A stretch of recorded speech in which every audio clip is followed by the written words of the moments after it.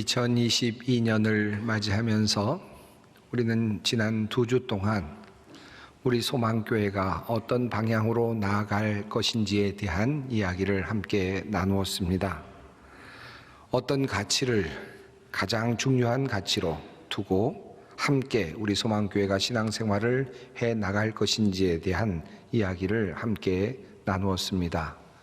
오늘은 그 마지막 시간으로 함께 교회의 비전에 대하여 다시 한번 함께 마음을 나누고자 합니다. 아마도 개인적인 필요나 갈급함을 가지고 이 자리에 나와서 말씀을 사모하는 분들에게는 교회의 비전이 나에게는 크게 와닿지 않을 수도 있고 또 멀리 있는 이야기처럼 들릴 수도 있을 것입니다. 그러나 우리 소망교회 교인들이 많이 있기 때문에, 그리고 모두가 각자의 신앙생활을 하고 있기 때문에 우리가 한 마음을 모두고 한 방향으로 나아가는 것은 매우 중요한 일이라고 생각합니다. 물론 각자의 신앙생활이 있지만 우리가 소망교회라고 하는 한 울타리 안에서 우리가 어떤 방향으로 나갈 것인지, 어떤 것을 중요하게 생각하며 함께 마음을 합할 것인지 정하는 것은 매우 귀중한 일이라고 생각합니다. 저는 중요한 가치로서 첫 번째 시간에 생명에 대해서 말씀을 드렸습니다. 생명, 그리고 두 번째 가치로서 아름다움에 대해서 말씀을 드렸습니다. 한마디로 생명을 살리는 교회, 생명이 살아나는 교회가 되었으면 좋겠다라는 말씀을 첫 시간에 드렸고요. 두 번째 시간에는 아름답게 하나님께서 이 세상을 창조하셨는데 이 아름다운 세상을 우리가 다시 아름답게 가꾸고 그리고 만들어 가야 하겠다라는 다짐을 함께 나누기도 했습니다. 이러한 일에 우리 소망교회가 함께 헌신할 수 있었으면 좋겠다라는 말씀을 드렸습니다. 이 생명이라는 이 단어와 그리고 아름다움이라는 단어는 사실은 오늘을 살아가는 시대의 사람들에게는 매우 귀중한 것이고, 더 나아가서 교회에도 꼭 회복이 필요한 그런 단어들이라고 할 수 있겠습니다. 오늘 그리고 여러분과 함께 나누고 싶은 것은 바로 성령입니다. 성령의 교회라는 단어입니다. 우리 이대 목사님이신 김지철 목사님께서 세우시고 목회하신 목회의 비전이 있습니다. 그 비전은 하나님께서 기뻐하시는 성령의 교회라고 하는 그런 비전이었습니다. 저는 그 비전을 가지고 목회지로 나와서 이곳에서 3년여를 목회하면서 목사님께서 만들어 놓으신 그 비전을 따라와서 지금까지 함께 해 왔습니다. 그리고 그 비전을 조금 구체화해서 이제 복음의 생명으로 세상을 아름답게 하는 성령의 교회라는 그런 목회 비전을 함께 정하게 되었습니다. 사실 지난주, 지지난주 이 목회 비전에 대해서 여러분께 말씀을 드리고 또 함께 할 마음을 얻고자 하고 있습니다.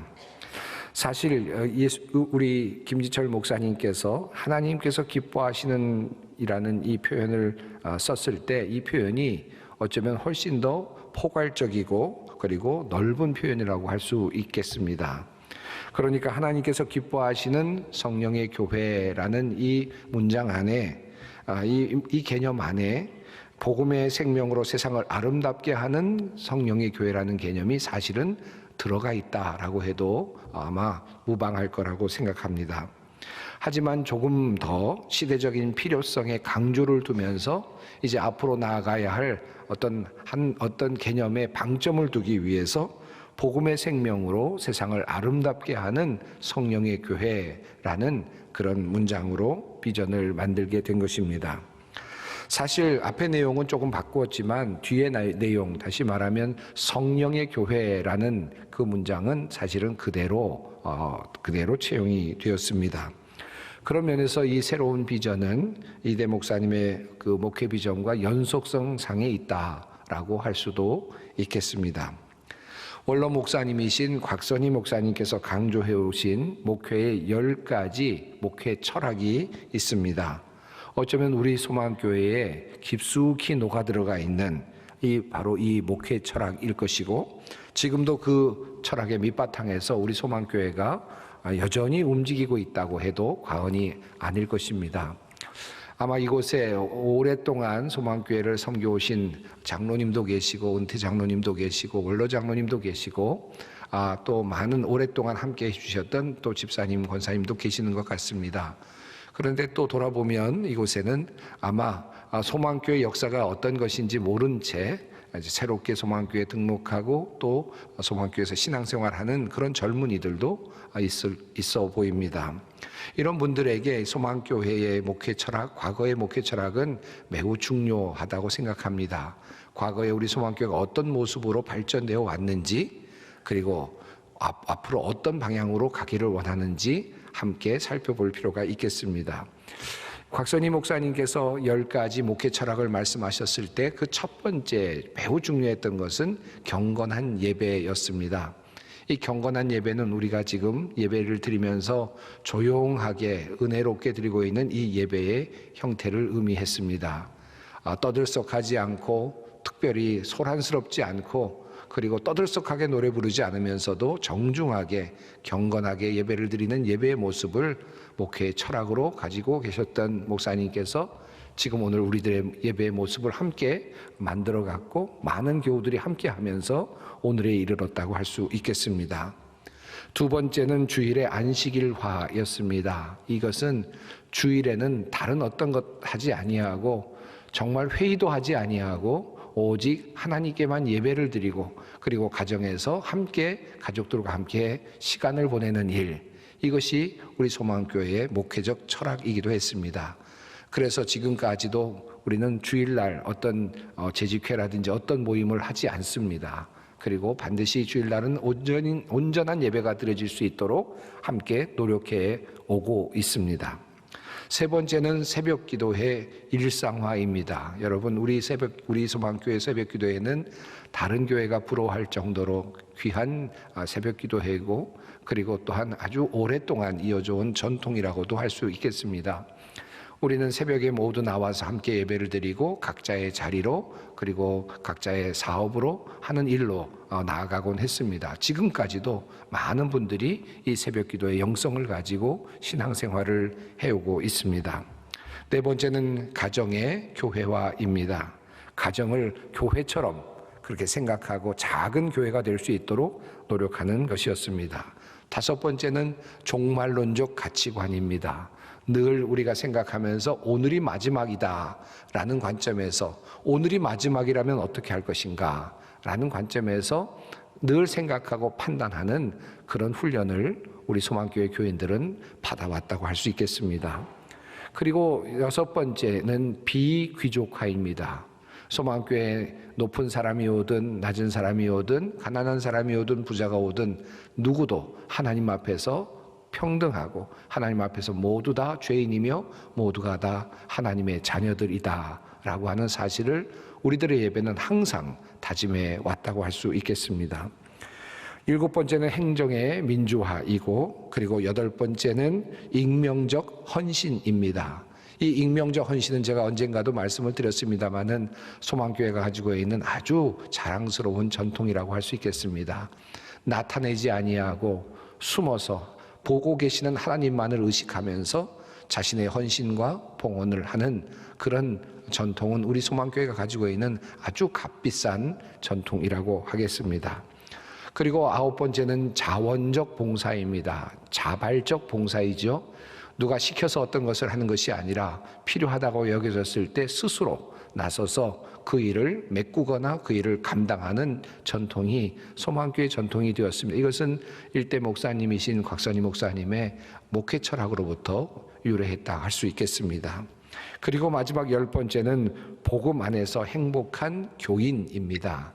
복음의 본질을 깨닫고 그 안에서 참된 자유를 누리고 그래서 행복을 누리는 삶을 살아가는 그런 교인, 이런 교인이 소망교회 교인 모습이었다고 할 수 있겠습니다. 이 10가지 곽선희 목사님의 목회 철학은 우리 소망교회의 모든 곳에 깊숙이 자리 잡고 있고 오늘에까지 이루고 있습니다. 이러한 일대 목사님의 목회 철학을 이대 목사님께서는 하나님께서 기뻐하시는 성령의 교회라는 큰 틀 안에서 모두를 함께 받아내셨습니다. 한마디로 이 문장 안에 모든 것을 요약해서 받으셨다고 할 수 있겠습니다. 그러니까 일대 목사님의 모든 목회 철학이 사라진 것이 아니라 이 큰 틀 안에서 모든 것이 다 재해석되고 함께 녹아 들어갔다고 할 수 있겠습니다. 소망교회는 올해로 창립 45주년을 이제 맞이하고 있습니다. 1대 목사님, 2대 목사님, 이제 이렇게 목사님들이 열심히 있는 목회를 통해서 우리 소망교회가 지금에 이르렀다고 할 수 있겠습니다. 이제는 이러한 두 분의 목사님의 목회 철학을 밑바탕에 깔고 그것을 여전히 유지하면서 이제 새로운 시대에 필요한 것들을 새롭게 관심을 갖고 소망교회가 앞으로 나아갈 차례가 되었다고 하겠습니다. 오늘 여러분과 함께 말씀을 나누고자 하는 것은 성령입니다. 그리고 성령의 교회입니다. 오늘 저는 성령의 교회와 관련하여서 이 중에서 몇 가지 특별히 새로운 우리의 비전과 관련해서 우리가 함께 생각해 보아야 할 몇 가지를 여러분에게 다시 한번 말씀해 드리려고 합니다. 우리 소망교회가 복음의 생명으로 세상을 아름답게 하는 성령의 교회라고 했을 때, 또는 앞에 어떤 다른 문장이 붙었다고 했을 때 그 모든 문장의 마지막에 있는 이 성령의 교회는 결국은 성령을 통해서 우리가 모든 것을 할 수 있다. 성령을 통해서 우리가 아름답게 만들 수 있고 성령을 통해서 우리가 생명을 만들어갈 수 있다. 생명을 창출해 나갈 수 있다라고 하는 그런 말씀이겠습니다. 그런 의미에서 성령은 주체입니다. 그리고 주인공이십니다. 우리가 늘 빼놓지 않고 생각해야 할 상수입니다. 우리 믿는 사람들에게 있어서 성령은 상수입니다. 성령께서 계시다라는 것은 항상 믿는 사람들에게는 바로 기본이 되어야 합니다. 왜냐하면 성령이 아니고서는 어느 누구도 하나님을 주라고 시인할 수 없기 때문입니다. 우리 믿게 된 모든 사람들은 성령님의 역사하심에 의해서 이미 이 자리에 있기 때문이죠. 그래서 우리는 이미 성령을 상수로 두어야 합니다. 이것이 우리들의 신앙생활의 출발이라고 할 수 있겠습니다. 몇 가지를 여러분과 함께 나누기를 원하는 것이 있는데, 첫 번째로 성령은 살리는 영이십니다. 성령은 늘 하나님의 창조 활동에 함께 하셨습니다. 창세기 1장 2절은 하나님의 영이 수면 위에 운행하셨다라는 말과 함께 천지 창조의 이야기가 시작되죠. 하나님께서 말씀하실 때마다 역사하심이 일어났는데 그때 하나님의 영이 그 창조의 자리에 함께 있었고 함께 동역하였음을 성경은 우리들에게 알려주고 있습니다. 하나님께서 아담을 흙으로 빚으신 다음에 그 코에 생기를 불어넣으셨을 때 하나님께서 그의 입김을 불어넣으시죠. 루아흐라고 하는 그 바람을 불어넣으셨습니다. 바로 성령을 의미하는 단어입니다. 그 성령의 숨결이 닿는 곳마다 생명이 살아났고 흙이 생명이 되었고 숨결이 만나는 곳마다 새로운 생명력이 도래했습니다. 예수님께서 부활하신 후에 큰 숨을 내쉬면서 말씀하시죠. 성령을 받으라. 부활하신 주님께서 자신의 생명의 숨결을 이 세상에 불어 넣어주신 장면을 이렇게 성경은 소개했습니다. 주님께서 부활하신 다음에 부활의 생명을 가지시고 세상을 향하여 큰 숨을 불어넣으셨을 때 하나님의 생명력이 그 안으로 들어갔습니다. 그러면서 말씀하시기를 성령을 받으라. 생명의 능력, 이 세상을 살리는 생명의 능력, 그것이 바로 성령 안에 있다는 사실을 우리에게 말씀하고 계십니다. 그러므로 우리가 생명, 살아남, 생명이 있는 교회, 생명이 살아나는 교회, 이런 교회를 이야기할 때, 우리가 이런 교회를 만들고 싶다고 했을 때 반드시 우리는 성령과 함께 있어야만 합니다. 살리시는 영이 성령이시기 때문이죠. 생명을 주시는 영이 바로 성령이시기 때문입니다. 하나님의 숨결인 성령님은 죽은 것을 살리시고 혼돈을 질소로 만드시고 죽어가던 것들을 일으키시고 병든 자를 고치십니다. 이것이 바로 성령의 모습이십니다. 성령은 살리시는 영입니다. 우리가 성령의 교회를 꿈꾼다라고 했을 때 이 살리시는 하나님의 영이 주체가 되셔서 이 교회를 움직이고 계시고 이 교회를 끌고 가시기를 원하신다라고 하는 바람이겠습니다. 둘째로 성령은 놀라운 일을 행하시는 영이십니다. 다시 말해 기적을 일으키시고 창조적인 사건을 만들어내시는 하나님의 영이십니다. 창세기 8장 말씀입니다. 하나님이 노아와 그와 함께 방주에 있는 모든 들짐승과 가축을 기억하사 하나님이 바람을 땅 위에 불게 하심에 물이 줄어들었고, 하나님께서 노아의 홍수 위에 물을 이제 점점 줄어들게 하시는데 어떤 방식으로 줄어들게 하셨습니까? 하나님께서 바람을 부르셔서 그 바람을 통해서 물이 줄어들게 했다라고 그렇게 말씀하고 있습니다. 어떻게 바람을 통해서 물이 줄어든다는 말씀입니까? 그 수많은 물이 어떻게 그 바람에 의해서 물이 사라진다는 말씀입니까? 그런데 성경은 그렇게 증언하고 있습니다. 비슷한 증언이 출애굽기에 나오지요. 모세가 바다 위로 손을 내밀매 여호와께서 큰 동풍이 밤새도록 바닷물을 물러가게 하시니 물이 갈라져 바다가 마른 땅이 된지라.